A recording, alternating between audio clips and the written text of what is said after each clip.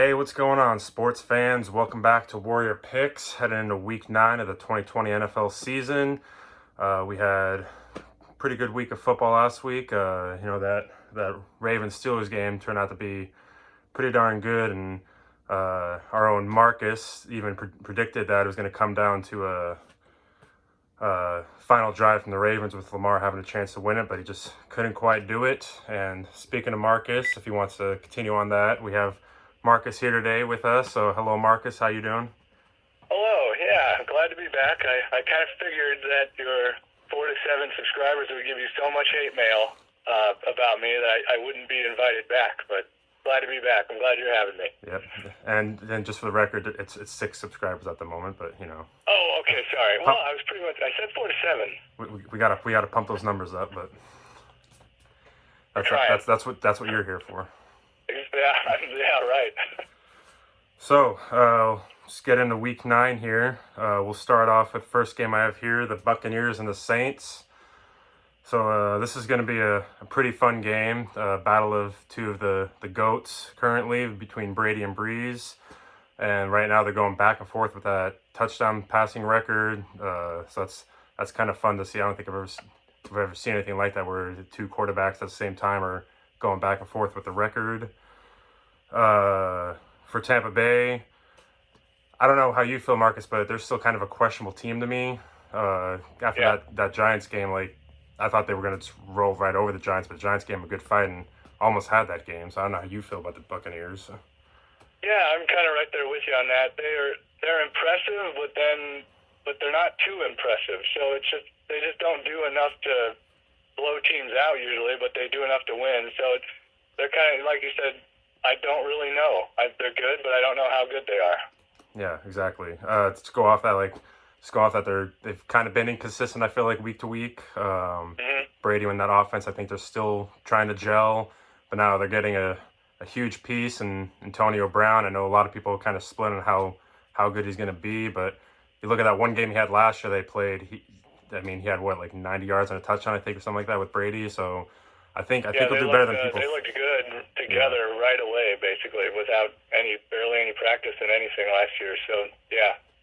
So I think that's going to help the offense even more. Not that offense really needs any more help.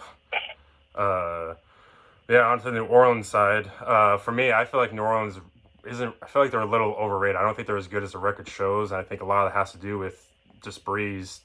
Definitely looks like Father Time has definitely caught up to Breeze. And the only thing with that offense really is it's all running really through Kamara. Yeah, he's excellent this year. He's better than I mean, he had kind of an off year last year, I would say, maybe due to injury, but he's been way better than I thought he would be this year, and I'm very upset I didn't pick him in a few fantasy leagues. I skipped over him. So, unfortunate. Yeah, definitely unfortunate. I feel like he's putting up McCaffrey-type numbers this year, really. I know he's kind of always been right behind McCaffrey in that regard, but he's definitely having a McCaffrey-type year. So, I mean, like I said, the Saints, I feel like they're just not as good as that record shows. I think they might be a team here that could start falling off here, I feel like, but maybe they've done enough already to keep it that playoff spot, but I think we'll see with that. But so I don't know about you, my pick, I'm going to go with the Buccaneers by 4. How about you? Yeah, I am right there with you. I think it's a close win for the Buccaneers, and I think I don't think I would change even if Michael Thomas is playing, which I think he's limited in practice, should play. But who knows? They're kind of like the Bucs as well, where I don't know how good they are. They're probably not as good as people think they are, but they're just lower on every level, maybe besides the running game. If the Buccaneers had a better running game, they'd probably be almost unstoppable. Yeah, they'd totally be unstoppable. Yes, I would say probably 4. I think I kind of forgot to do my what they're going to win by, but I think, yes, Buccaneers in a close win, probably 27-24-ish type game. Coming in unprepared, I like it. Yeah, well, I did some stuff, but I forgot about the whole score thing. Next week. Well, we're not necessarily doing the score thing. You talked me out of doing the score thing, so. Just doing that plus, not really plus or minus, but a bye, basically. Yeah. All right. I guess we're the same. Right now we picked, since I've started on your show here, we're 6 for 6, the same pick. Yeah, So that's awesome. I think that's going to change with that might change with this next one though. So we're going over to the Indianapolis Colts and Baltimore Ravens. So I think this is a more intriguing matchup than I think people are giving it credit for. The Colts, I feel like they're the most complete team in the AFC South because you look at the Titans, that defense has really been questionable, and they do have some question marks on special teams too with Gostkowski. So for me, the Colts are really the most complete team. I think this game specifically will depend on which Phillip Rivers shows up. Like, you don't know if you're going to get the Phillip Rivers that throws 4 interceptions or the Phillip Rivers that throws 400 yards and 3 or 4 touchdowns. So this game, I think, will depend on that because I think the defense can do enough to stop Lamar. Lamar really has not been having that great of a year, I feel like. I know I keep talking about, like, comparing it to last year, and you can't really compare it to last year because that was just a ridiculous season he had last year. But even still, I think a lot of people expected more from Lamar this year. And I just think, to go along with that, I think teams are just starting to figure out the Ravens' offense and Lamar. So I think the Colts... Basically a tight end and quarterback run. That's about it. Yeah, and because they really have no receivers. So I think there's some trouble starting to brew there too. You saw Marquise Brown last week after the game tweeted out about, wanting to start getting the ball more, so he's staying true to that Brown bloodline there and it's starting. It's starting. Yep. So what do you think about this game? Well, obviously it looks like you're probably going with the Colts. I do. Yeah, I guess I'll spoiler alerts. I'm taking the Colts by 2 in upset of the week over the Ravens.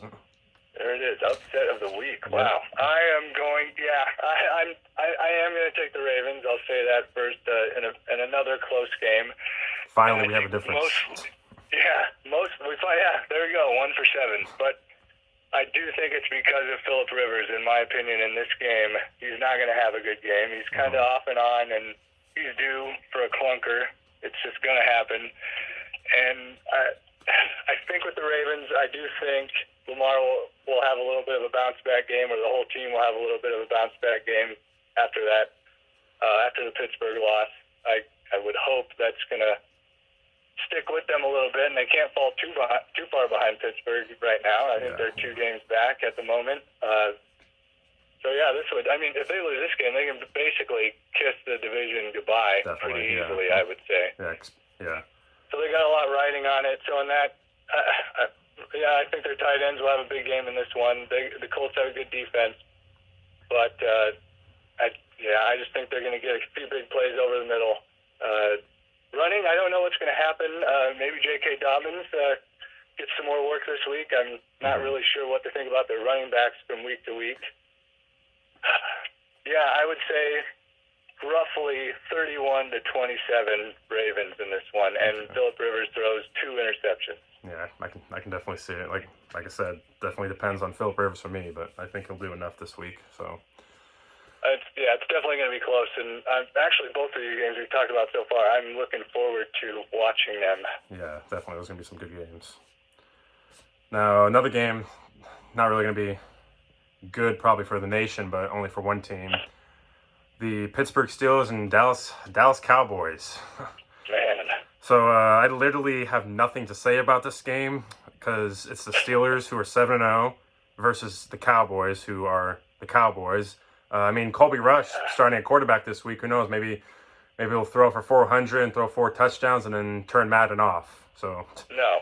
On that, like I said, I literally there's no need for analysis for this. This is the lock of the week. Pittsburgh by at least 20. This might be the lock of almost a century.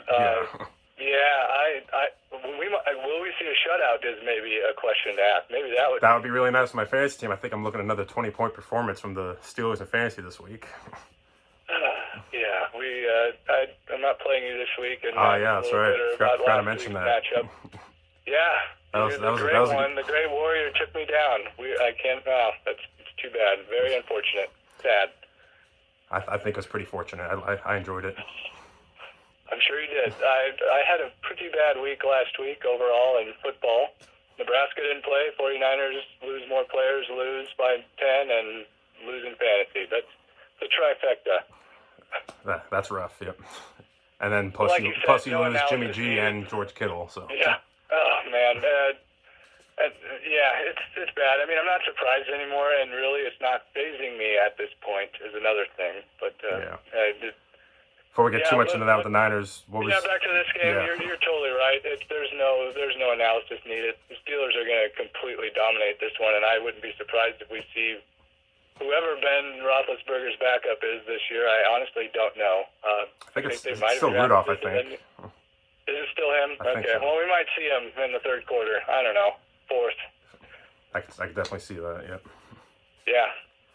So we're both picking the Steelers, and I would say you're spot on with your 20-plus point prediction there as well. Yeah, maybe even 30-plus. Yep, I don't want to watch it, that's for sure. I'll look at the score, that's about it. Yeah. All right, next game on the docket then, if you want to take it away with the reason why we're doing this on Thursday today, the Niners and Packers. So if you want to take it away with this one with your Niners. Ooh, wow. Yeah, there was some unfortunate news today. Kendrick Bourne actually tested positive for the COVID yesterday, and then he has roommates, which are our starting left tackle, Trent Williams, our starting wide receiver, Brandon Ayuk, and Deebo Samuel, who wasn't going to play anyway. So since he tested positive, they're out for this game. Now, even though they tested negative, by the way. Real quick, did I? Go ahead. Did I hear correctly that this is all happening, but his positive ended up turning out to be a false positive?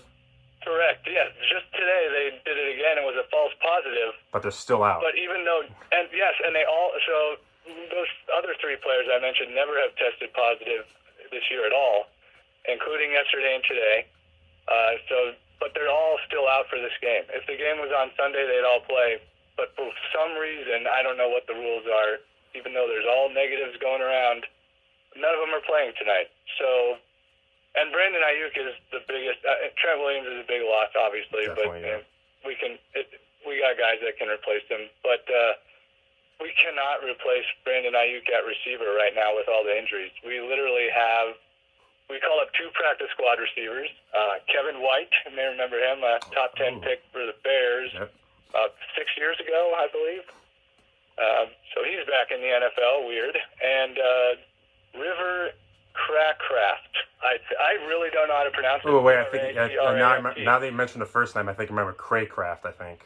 Craycraft, there you go. That sounds better than Crackcraft. So those are our two starting receivers for this game, along with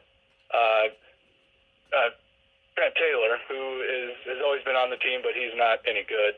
So he's elevated from like fourth or fifth string to first or second string. Maybe, I guess, a little bit of good news. Jordan Reed has been activated and will start tonight. He's legit at the tight end spot. There's no doubt about it when he plays. Running back is still basically Jermichael Hasty, and that's about it. We do have Jerick McKinnon still, but he just hasn't been very good the last few weeks. I think the injuries from the past couple of years are catching up to him. His legs are just not underneath him like they were early in his career.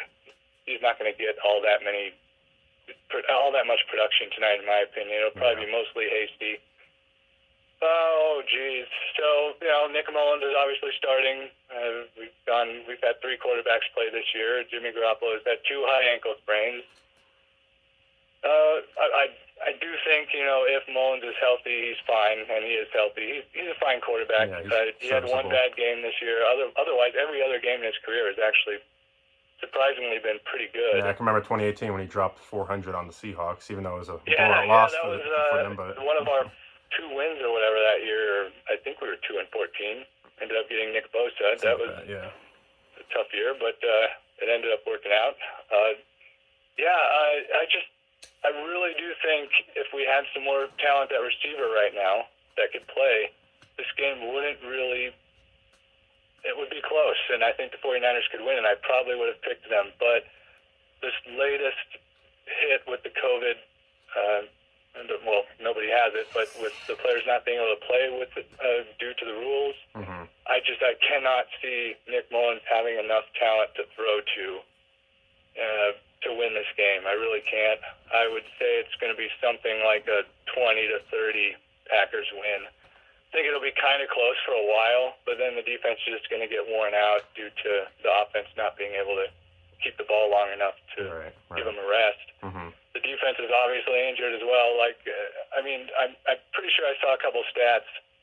Well, the Niners have roughly $95 million on the injured reserve right now, which is far and away the most. Yeah. And Dallas, you can fill the whole playoff team with who you have on IR. Yeah. Oh, absolutely. I've seen some of the memes, and it's true.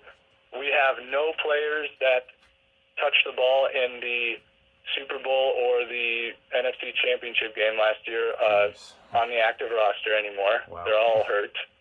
Zero. So it's almost unbelievable how bad this season has gone. I don't know. It's for lack of better words, it sucks. But I do think it could be a bounce back next year pretty easily. Once we still got all the talent and we're 500 somehow. I know it's not going to end.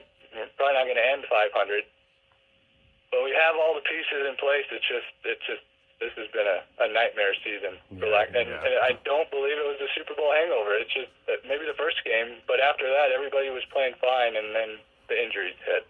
Yeah, that's rough. Yeah, I'll go 20 around 10-point win, 20-30 for the Packers tonight. Unfortunately. Well, I was really back and forth. I was thinking about making this a double upset weekend and picking the Niners, but yeah, and then when all that came down with Bourne and everything this morning with Ayuk, yeah, I had to switch too. So I'm going with the Green Bay Packers. I'm gonna say Packers by 1, because sure your receivers are you don't really have receivers, but I don't think that really matters when you can just run the ball all day long in the Packers. Because to me, the Packers rush defense is what the Seahawks pass defense is like. Just it's bad, and you're a running team, and JaMychal Hasty I think is pretty solid back, so I think that gives at least a good chance to pull it out tonight. So I'll say Packers by 1. I agree with you. And it would be, and I would even feel better if we had Mostert back there as well. If Mostert and Hasty, I think I would maybe even change my mind again. But if it's just Hasty and literally nobody else, I think we call up a practice squad running back as well. I honestly have never heard of him before. It's not a practice squad player that started, at the beginning of the year. We picked him up from something. We just don't have the guys to run with him. But it could be a close. I really do think it will be a close game, like you said, at least for a while. And it could surprise me and be in it till the very end. But just don't got the horses to win this race. Yep. Well, I feel dirty because as a Seahawks fan, I'm rooting for the Niners tonight, so I feel like I need to... Well, you kind of have to, honestly. I mean, we're not going to be in the division at the end, and this would clearly help you with that 1 seed if the Packers lose another game. So, speaking of the Seahawks, on to the last game on the docket. So, finally, it looks like Jamal Adams is going to be back this weekend, full go. Add that in with Carlos Dunlap making his debut. It sounds like he's going to be full go too. I still don't know about Snacks Harrison, what's going on with him. It sounds like they're really easing him into the rotation. But Jamal and Dunlap being back, that's going to be huge for this defense, which showed a lot of improvement last week, I feel like, for at least 3 quarters until Mullins came in through 200 yards and all that. But granted, it might have been prevent defense, but still, I would have liked to see a better finish though. But I did saw the improvements I wanted to see, and that was without all these guys we're getting back this week. So that's really promising. And I mean, don't really have to say much about the offense because DK Metcalf is just not of this planet, as you very much learned last week. Yep. And then Russ is just Russ. I mean, the Niners defense, granted with all the injuries, still is a top 5, top 6 defense, something like that, and he picked them apart last week. So the Bills defense, I don't know what's happened. I think it's just due to some of the players that had opt out of the season, but they have not been as good as they should be. So I think Russ should have no problem picking apart the defense this week. So we'll see if it's Tyler Lockett's week or it's DK Metcalf's week. You never know who's going to get the 200 yards and 3 touchdowns. And going off with Buffalo still too, Josh Allen, he's totally fallen off a cliff. I feel like I don't know what's happened there, but he had an amazing start, but he's fallen off. So I think with the defense getting back, with what the Seahawks getting back this week and building off what they did last week, I think they'll be able to take care of the Bills' offense. So I'm going to say Seahawks in this one by 6. Yeah, I like that. I actually think it might be a little higher than that, but I definitely am going Seahawks. I would say maybe a 34-24 type game, 34-27. And to kind of talk about Josh Allen, like you mentioned, like at the beginning of this year when I heard they were going to start throwing the ball more, I was actually expecting him to kind of not look good from the very beginning because I thought maybe he would try to do too much and go away from what works. And now he's just kind of starting to prove people right. I don't think he's a good passer. I mean, I don't know if that's not even a hot take, really. He just isn't. And I think it's starting to catch up with him. Maybe got a hot start. He's reverting back to his norm. I mean, I saw this guy play in Memorial Stadium in Lincoln, Nebraska. That's where I'm from. One of the worst Husker teams we've had in a long time intercepted him, I believe, 7 times. Oh, wow. I have been very low on him since that game, even though he was a top prospect that year. I'm not. I like the Bills' offense. I like their coach. I like how their kind of physical offense, I guess, is what I should say. Like their coach. The defense is okay. I like how they play, but I just am not a Josh Allen fan, and I can't see. You guys don't like Ken Norton over there, so maybe he isn't the best schemer out there, but I still think he'll do enough to confuse Mr. Allen a little bit. He'll throw a couple picks, I'm sure, or at least fumble and a pick. Nice. Don't like their running game really right now. I don't like their running backs, I guess.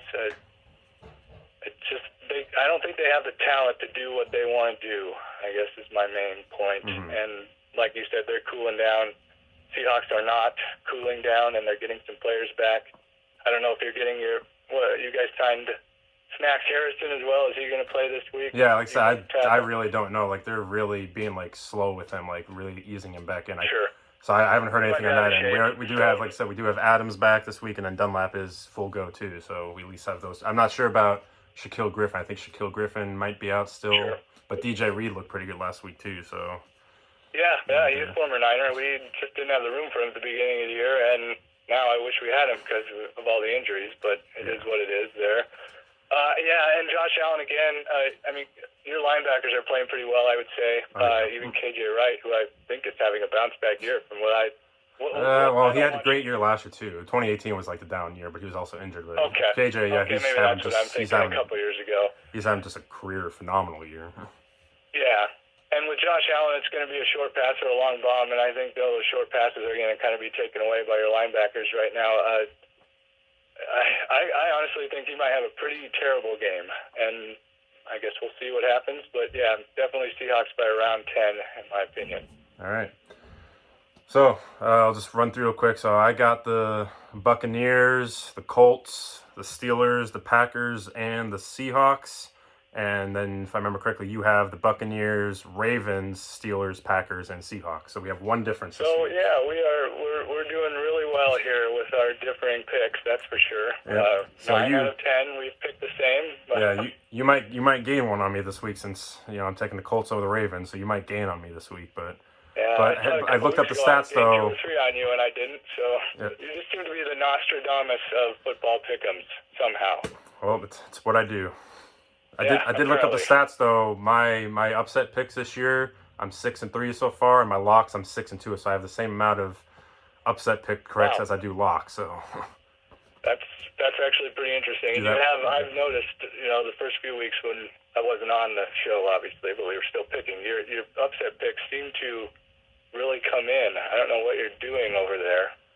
Performance enhancers of some kind. We'll have somebody to look into it, but can't give away the secrets. Yeah, no, I don't know if I want to know. It's what do we call it?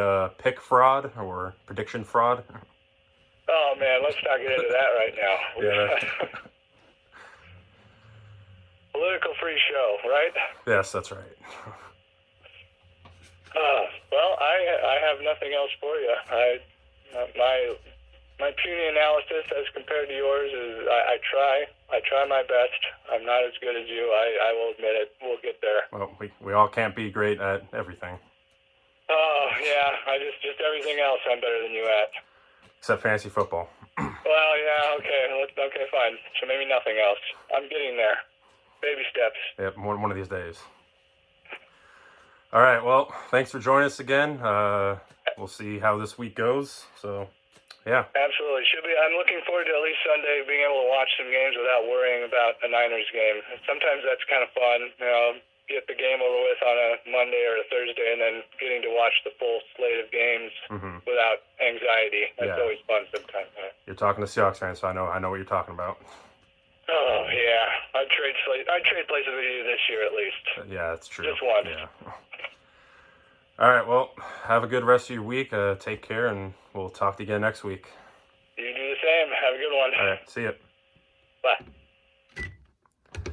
All right, so, yeah, special shout-out. Thanks to Marcus joining us again, giving us some great in-depth analysis as always. And, yeah, please like the video, subscribe to the channel, please share the video as well. And as always, go Hawks!